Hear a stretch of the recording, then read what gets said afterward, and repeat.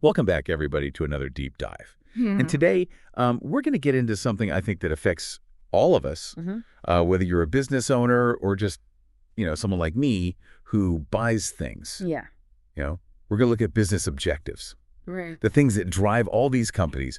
And we've got some great examples to dive into. Yeah. Baker's Delight, VicRoads. We've even got this really cool social enterprise, call them Social Studio. Yeah. It's really fascinating. So think of this like going behind the scenes of how businesses think. Exactly. And it's funny because most people, when they think about business, they just think about profit. Right. Yeah, exactly. But when you actually look a little deeper, you realize that it's this whole sort of ecosystem of Yeah. different goals and stakeholders and all sorts of strategies that are kind of pushing and pulling in different directions. And it's so true because, I love Baker's Delight. Right. The bread's amazing. Yeah. But, I've never really stopped to think about, what are their goals? Yeah. Beyond just, selling me a delicious loaf of sourdough. Yeah.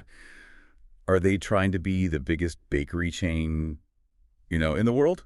Or is it something else? What's going on there? Yeah. Well, let's start with just the basics. Okay. What is a business objective? It's basically the desired outcome or result that a company wants to achieve. Uh-huh. So it's almost like a roadmap, Huh. or a set of directions to guide their decisions and actions. Mhm. And these objectives, they can vary wildly, depending on the business. So it's not always about the money. Not at all. Of course, profit is essential for most businesses, especially those whose owners are looking for a return on their investment. Right. But it's definitely not the only driver. Yeah. If you think about a company like VicRoads, for example, Yeah. they're a government business. And so their objectives might involve things like improving road safety or reducing traffic congestion, not just making a buck. That makes a lot of sense. Yeah. So, how do we actually start to unravel this web of objectives? Yeah. Where do we even begin? Yeah. Well, let's break it down into a few common categories. Okay.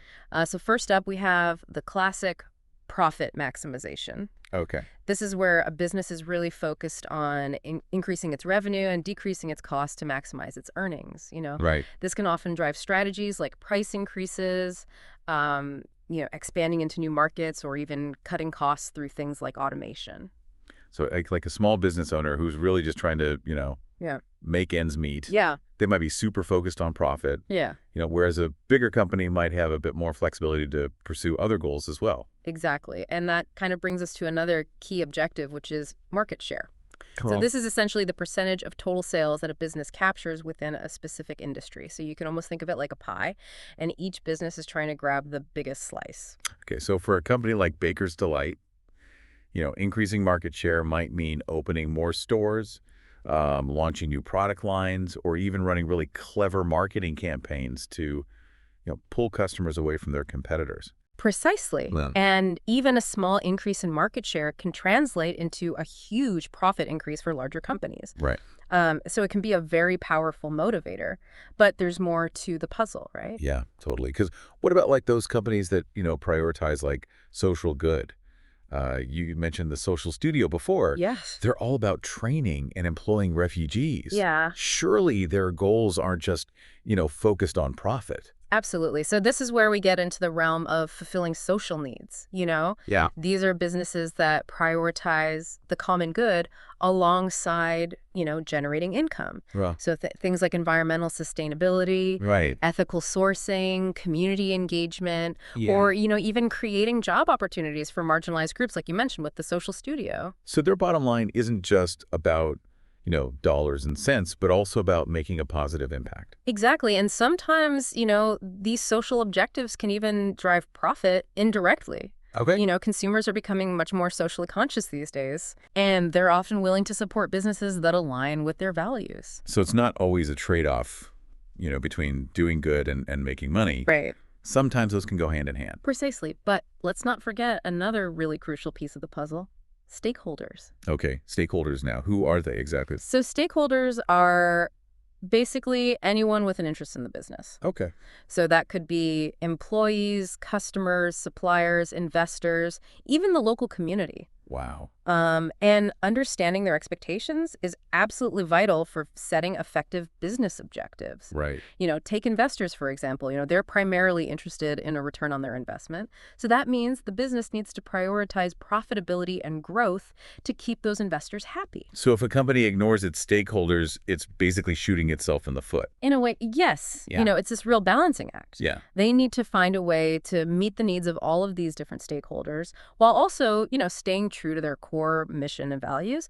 So we've got profit, we've got market share, we've got social needs, we've got stakeholders, all these things kind of swirling around. How do businesses even keep track of all these objectives? Yeah. Seems like a recipe for chaos. That's where things like efficiency and effectiveness come into play. Okay. These are crucial concepts that help businesses operate smoothly and actually achieve their desired outcomes. Okay.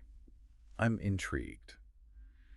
Break it down for me. What's the difference between efficiency and effectiveness? Okay, so think of it this way. Efficiency is about doing things right, Okay. whereas effectiveness is about doing the right things. Okay. So efficiency focuses on minimizing waste and maximizing output from available resources. So, for example, a bakery might invest in automated machinery to produce more bread in less time using fewer ingredients. So they're essentially streamlining their operations to save money and boost production. Exactly. But efficiency alone doesn't guarantee success. That's where effectiveness comes in. It's about making sure that your actions are actually moving you towards your stated objectives. So a company could be super efficient at producing something, Yeah, but if it's not the right product or it's not reaching the right market, then it's not really effective. precisely. It's about aligning those actions with the objectives. Yeah. And that's why businesses need to set really clear, measurable goals and constantly evaluate their progress to make sure they're on track. Yeah, that makes a lot of sense. Yeah. So how do businesses actually go about measuring this effectiveness? I imagine it's not as simple as just, eyeballing it or going with your gut feeling. You're right. It's about more than just gut feeling. They use something called key performance indicators, or KPIs. Okay. These are specific quantifiable metrics that are used to track progress towards objectives. So like a dashboard for business success? Absolutely. Give me some examples. Yeah, please. All right, so think about a company that's really focused on profit. Okay. One KPI might be their net profit margin. Hmm. So how much profit they make for every dollar of sales. Right. If that number is increasing, they're probably heading in the right direction. Makes sense. What about for a company like the Social Studio with their social impact goals? How do you measure something like, positive change in the community? Yeah, that's where things get a bit more tricky. Yeah. KPIs for social objectives can be a little bit harder to define, but they're just as important. Right. So for the social studio, it might be the number of refugees that they train and employ, Okay. or the percentage of their materials that are sourced ethically. The key is to find those metrics that directly reflect their social mission. I see. So it's all about finding those concrete data points that really tell the story of whether they're walking the walk, not just talking the talk. Precisely. And KPIs aren't just for internal tracking either. Right. They can also be powerful tools for communicating a business's success to external stakeholders. So think about an investor, looking at a company's steadily rising profit margin. That's a really tangible sign that the business is thriving. It's almost like a language that everyone can understand. Yeah. Data speaking louder than words. Exactly. Now, to achieve all of these objectives, Yeah. businesses need strategies, Okay. which are basically the action plans that bridge the gap between, aspiration and reality. Right. So it's like plotting the route on our business roadmap. Okay, so strategy is the objectives. What? Exactly. Okay, got it. Give me a real-world example. How might Baker's Delight approach their goal of, increasing market share? Okay, so they could implement a multi-pronged strategy, perhaps by launching a new line of gluten-free breads to tap into that growing market segment. Smart, appealing to the, health-conscious consumers. Right. Okay. They might also ramp up their marketing efforts with a campaign highlighting their commitment to using locally sourced ingredients. Ooh, appealing to people who live local businesses as well. Exactly. And they might even consider, expanding their online presence, Yeah. offering delivery services to capture those customers who prefer to shop from home. Right. So each of these actions contributes to that overarching goal of grabbing a bigger slice of that market share pie. So it's like this well-choreographed dance, Yeah. with all these different strategies kind of moving in sync to achieve that ultimate objective. A great analogy, but remember, strategies aren't static. Right. Businesses need to be agile. They need to be constantly analyzing their performance and adjusting their approach as needed. Right. So if their gluten-free line isn't selling as well as they'd hoped, they might tweak their recipe or, try a different marketing angle. Yeah. And if online orders are booming, maybe they invest in a more robust delivery system. That's right. The key is to stay flexible and responsive to the ever-changing market. Yeah. But even with the best strategies, a business needs to effectively communicate its objectives to the world. I imagine that's where all those mission statements come in. Those kind of lofty pronouncements you see on company websites.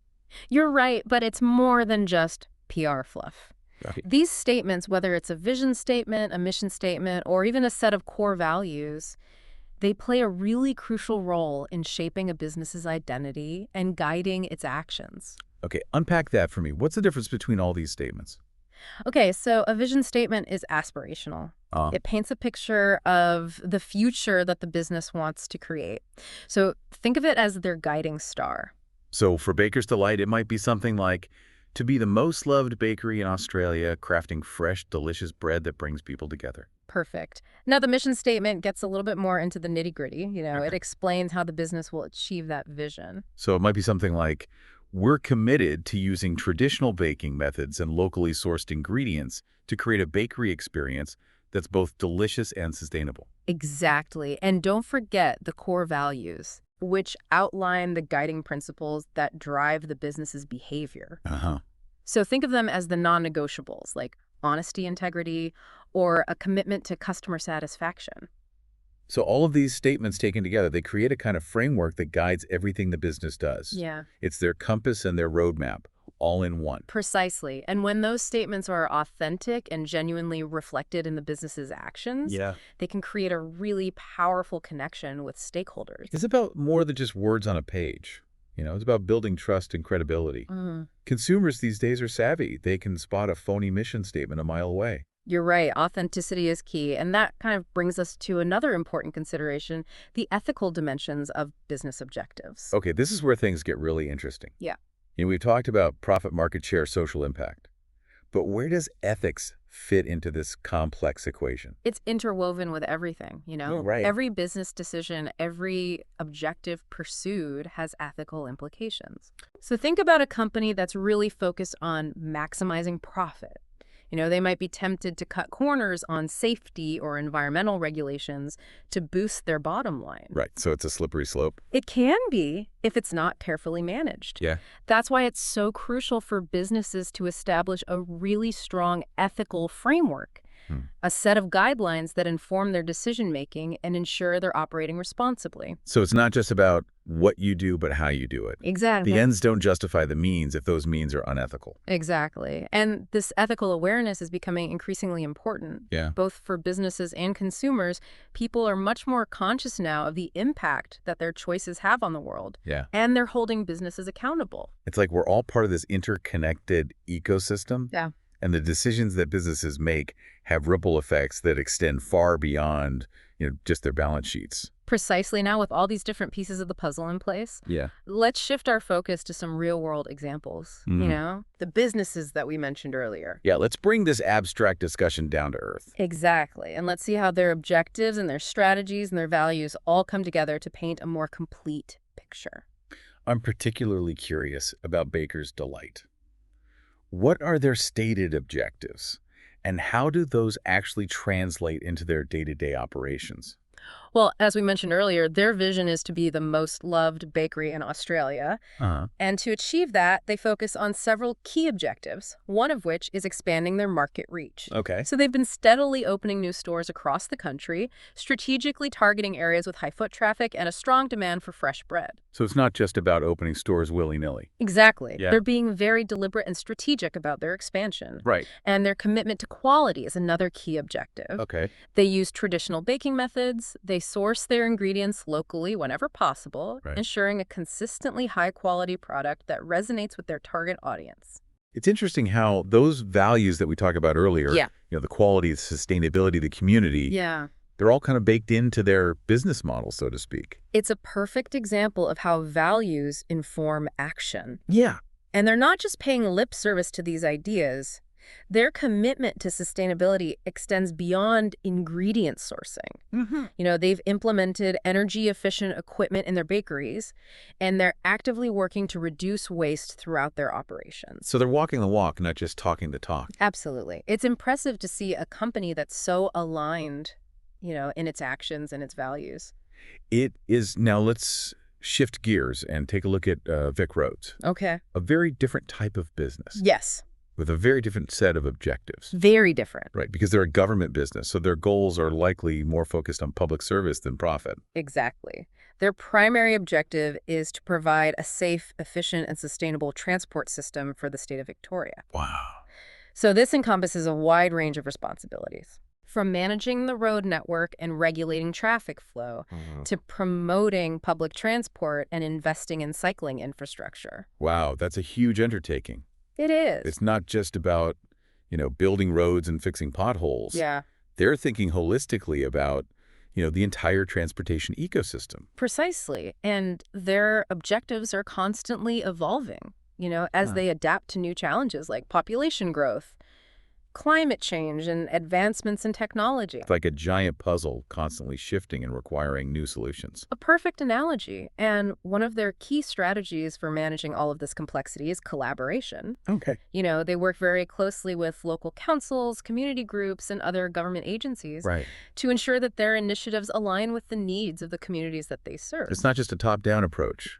Yeah. They're actively engaging with stakeholders to create solutions that work for everyone. Exactly. And this collaborative approach is crucial for addressing those really complex issues like traffic congestion or road safety. Yeah. It's about bringing everyone to the table and working together to find the best path forward. It's a great example of how a business, even a government one, can operate with a sense of social responsibility. Yeah, Putting the needs of the community at the forefront. absolutely. Now let's switch gears again Okay. and dive into the world of social enterprise, Yes. with the Social Studio as our prime example. Okay, I'm really intrigued by this one. Yeah, Their business model is so unique and inspiring. absolutely. As we mentioned earlier, their primary objective is to empower refugees and create positive social change. Sorry. And they do this by providing training and employment opportunities in the fashion industry, Right. helping refugees develop valuable skills and build new lives in Australia. So their business is literally a vehicle for social transformation. It is. That's incredible. And their commitment to ethical and sustainable practices is woven into everything they do. Yeah. They use recycled and organic materials whenever possible Right. and ensure fair working conditions for all of their employees. So it's a win-win situation. Yeah. They're creating beautiful, ethical clothing Yeah. while simultaneously empowering a vulnerable community. Exactly. And their success is a testament to the power of businesses to be forces for good in the world. Yeah. They've proven that profit and purpose can absolutely go hand in hand, Yeah. creating a model that's both sustainable and impactful. It's truly inspiring. Now, for our final example, let's zoom in on a giant in the financial world, the Commonwealth Bank. Okay. How do their objectives and strategies differ from these, smaller, more purpose-driven businesses? Well, as one of Australia's largest financial institutions, they operate on a much grander scale, but Yeah. their objectives share some similarities. Right. Their vision statement focuses on securing and enhancing the financial well-being of people, businesses, and communities. So it sounds like they're aiming to be more than just a bank. Yeah, They want to be a trusted partner, helping their customers achieve their financial goals. precisely. And this customer-centric approach is reflected in their strategies. Yes. They've invested very heavily in digital technology, Uh-huh. making it much easier for customers to manage their finances online and access a range of services. So they're embracing innovation to enhance the customer experience. Exactly. And they're also committed to supporting the communities that they serve. They've established a foundation that provides funding for a variety of social causes, from education and healthcare to environmental sustainability. So even a massive corporation like the Commonwealth Bank recognizes the importance of social responsibility. It's encouraging to see this trend, across different industries and scales. It is, and it highlights the fact that businesses are increasingly being judged not just by their financial performance, Yeah. but also by their ethical behavior and their contribution to society. This has been an incredibly insightful journey into the world of business objectives. We've gone from basic definitions to real-world examples, exploring that complex interplay of profit and purpose and ethical considerations. And it's fascinating to see how these concepts are being applied in such diverse ways, Yeah. from small social enterprises to large corporations. Absolutely. It really highlights the fact that there's no one-size-fits-all approach to business. Yeah. Each company has its own unique set of goals and challenges and values that shape its path. What's fascinating is that we're really seeing a shift in how businesses define success these days. Yeah. It's no longer just about the bottom line. Yeah. Consumers and investors, even employees, are demanding more from the companies that they interact with. Yeah. They're looking for purpose, transparency, a commitment to something bigger than just profit. It's like that old saying, people don't buy what you do, they buy why you do it. Exactly. And this why is becoming increasingly important in today's business landscape. Companies that can articulate a compelling purpose Right. and back it up with action, Yeah. those are the ones that are resonating with consumers and attracting top talent. So it's not just about making a profit, it's about making a difference. Yeah. And it seems like businesses are realizing that these two goals aren't mutually exclusive.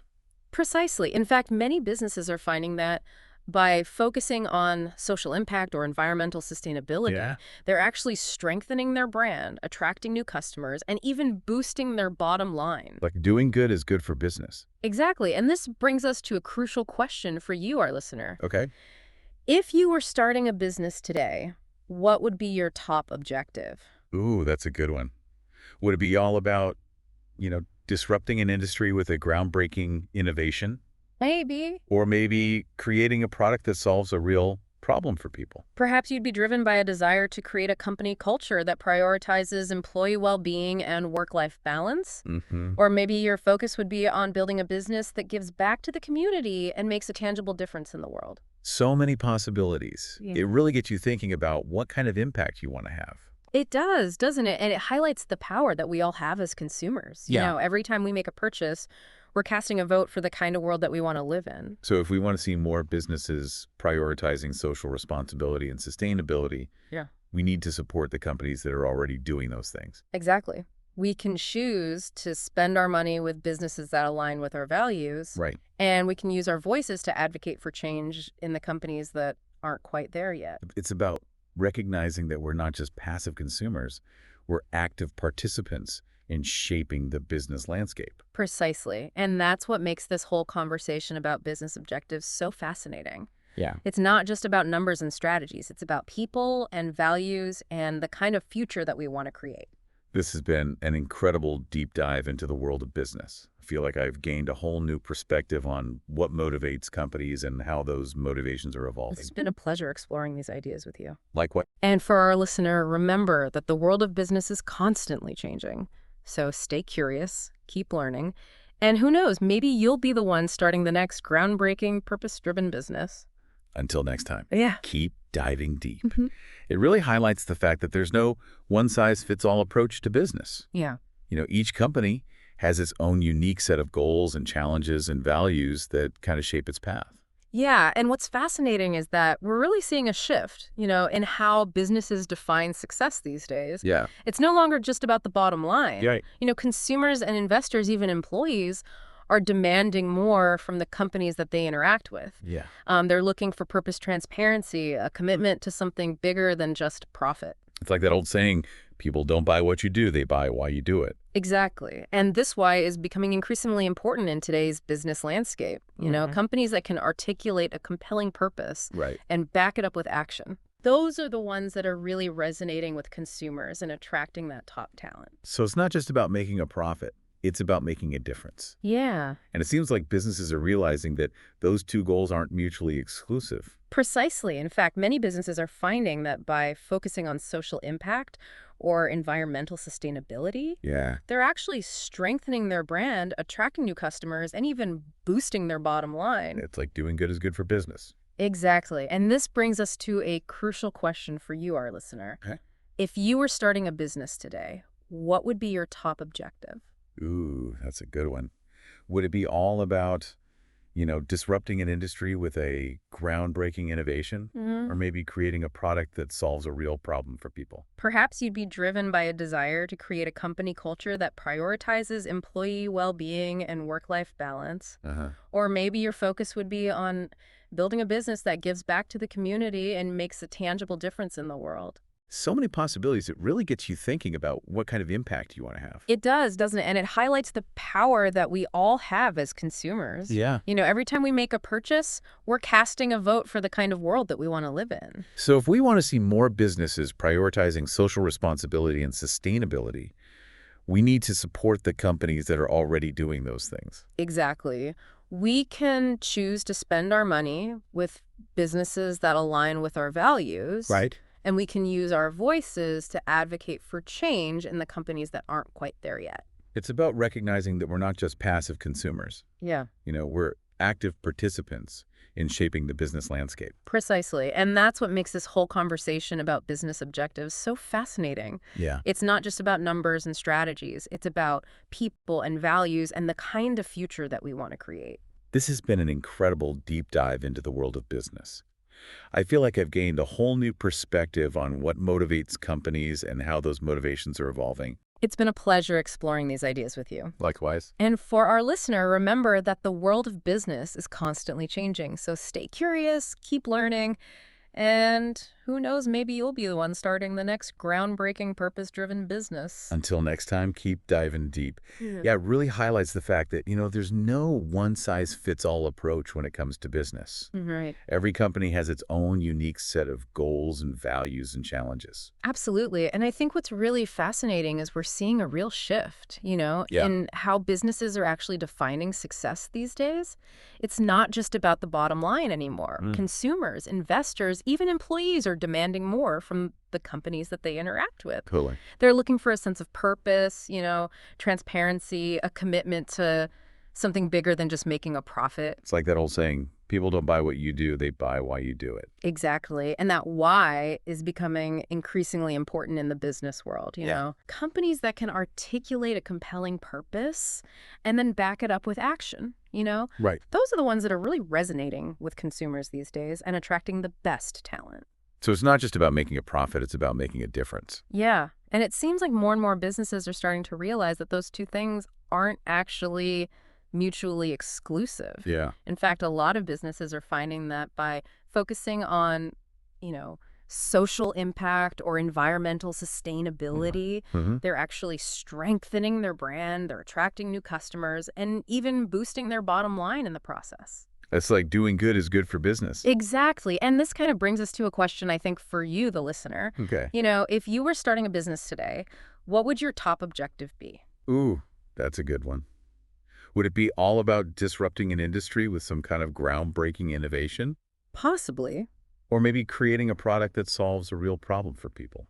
Perhaps you'd be more driven by a desire to create a really positive company culture, one that prioritizes employee well-being and work-life balance. Or maybe your focus would be more on building a business that gives back to the community and makes a tangible difference in the world. I mean, the possibilities are kind of endless when you think about it, right? It really is. It gets you thinking about what kind of impact you want to have. It does. And I think it really highlights the power that we all have as consumers, too. Yeah.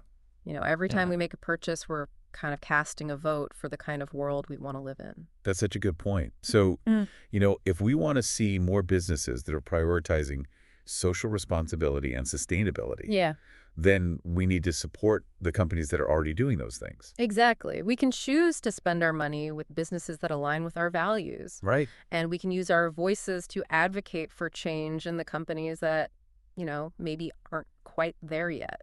It's about recognizing that we're not just passive consumers. We're active participants in shaping the business landscape. Precisely. And I think that's really what makes this whole conversation about business objectives so fascinating. Yeah. It's not just about numbers and strategies, it's about people and values and the kind of future that we want to build together.